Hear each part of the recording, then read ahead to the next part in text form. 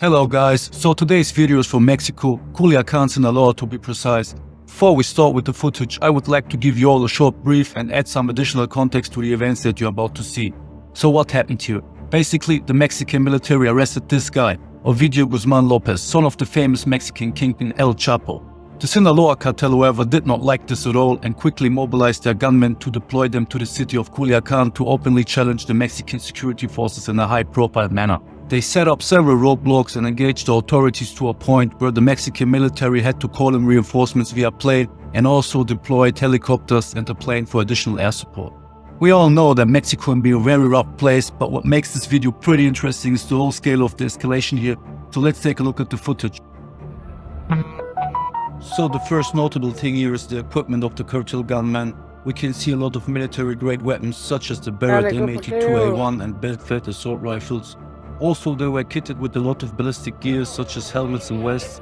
This, in combination with the huge amount of manpower they brought to the scene, gave them the confidence to openly engage the Mexican authorities. Over the recent years, the cartels became more and more militarized and their appearance changed to a more private military style. They even formed their own branches within their ranks with dedicated operational fields, such as special forces, even if it sounds strange. While these guys are nowhere near actual special forces, there is still the problem that they actively recruit former and active Mexican security and military personnel into their ranks. Also, they have the financial capabilities to buy external military operational know-how and training. Looking at this private militarization aspect makes the topic even more interesting, since this is a huge trend not only developing in Mexico alone.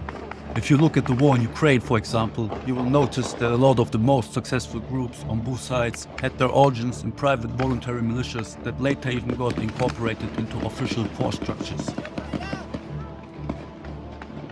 The Mexican military faced a mobile motorized enemy that engaged them with vehicle-mounted weapons, forcing the authorities to deploy Black Hawk helicopters in response.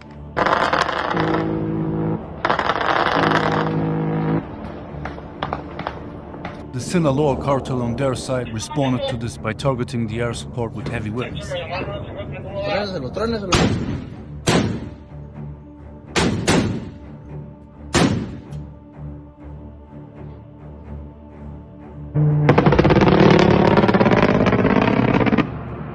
The Mexican forces even deployed a small propeller plane to strafe the cartel positions.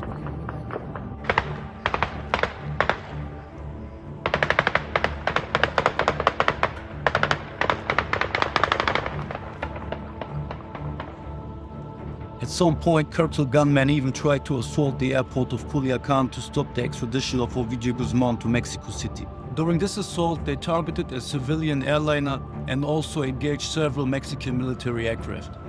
The civilian plane you can see in the background is the one that got targeted.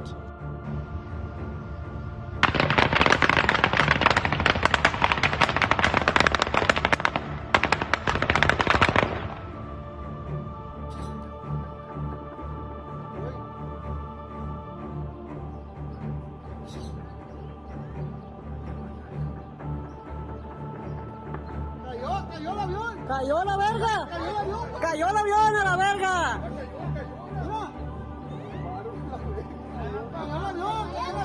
¡Cayó el avión! The videos show that the cartel tried very hard to suppress the Mexican air assets, even damaging some of them and forcing them to land.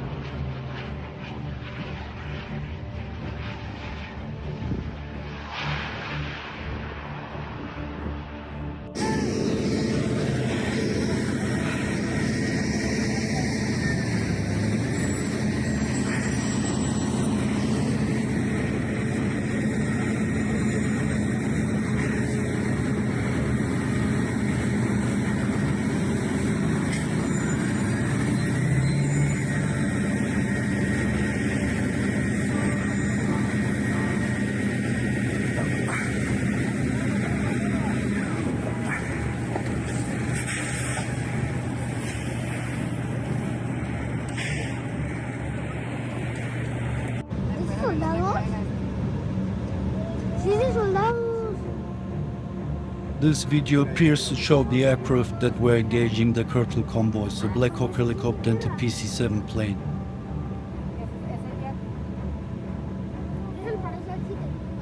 The Black Hawk helicopter even continued to engage cartel concentrations on the ground till night.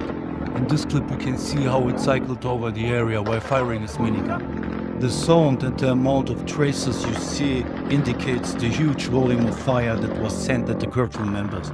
Please keep in mind that for each tracer you see there are at least 3 to 5 bullets you don't see.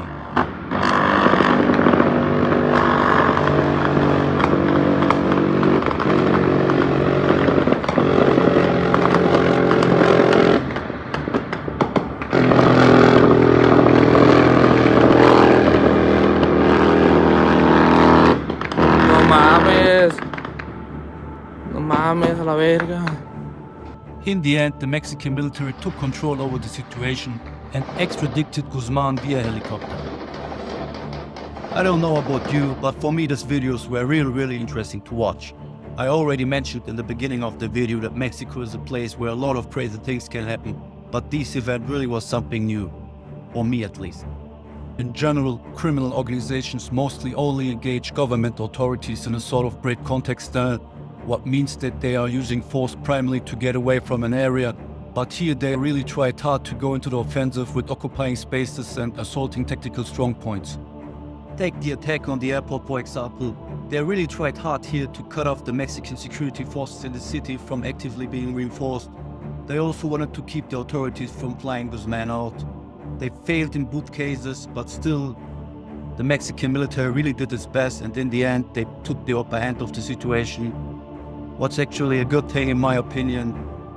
I think a lot of cartel shills will be here too, but I'm not a huge fan of cartel, to be honest. I don't like the stuff they fabricate and upload to the internet, and yeah, just my opinion here. So that's it for the video.